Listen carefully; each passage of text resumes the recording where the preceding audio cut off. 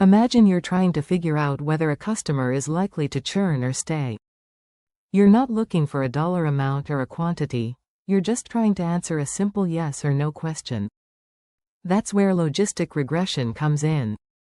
Despite the word regression in the name, logistic regression is actually used for classification problems, not predicting continuous numbers like salary or revenue. Its main job is to help you decide, does something belong in Group A or Group B?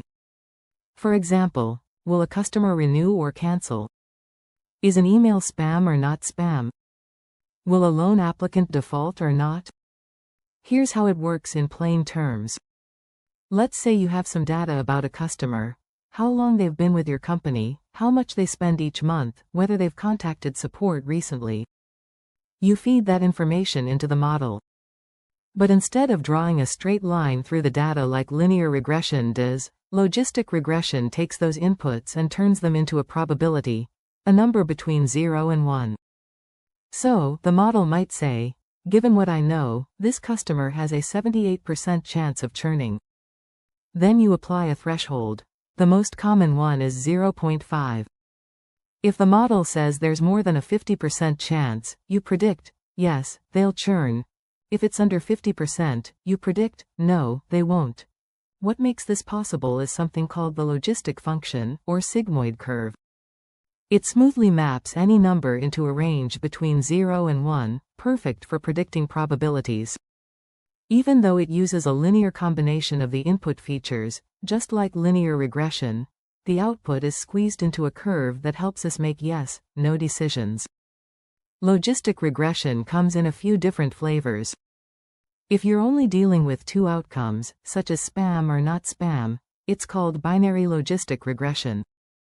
If there are three or more outcomes with no particular order, like cat, dog, or bird, it's multinomial. If there's a natural order to the options, like low, medium, or high, it's ordinal logistic regression. This method has several advantages. It's easy to implement, simple to explain, and efficient for problems where the data can be separated cleanly. It's also great for outputs where you need not just a decision, but a confidence level behind it, like saying there's a 90% chance someone will default on a loan. That said, logistic regression does have limitations.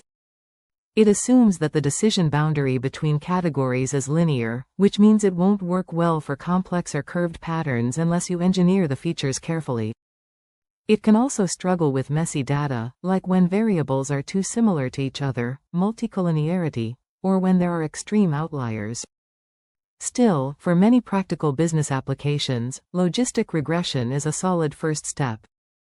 It's widely used, interpretable, and fast, and it can give you valuable insights into what factors are influencing your yes, no outcomes.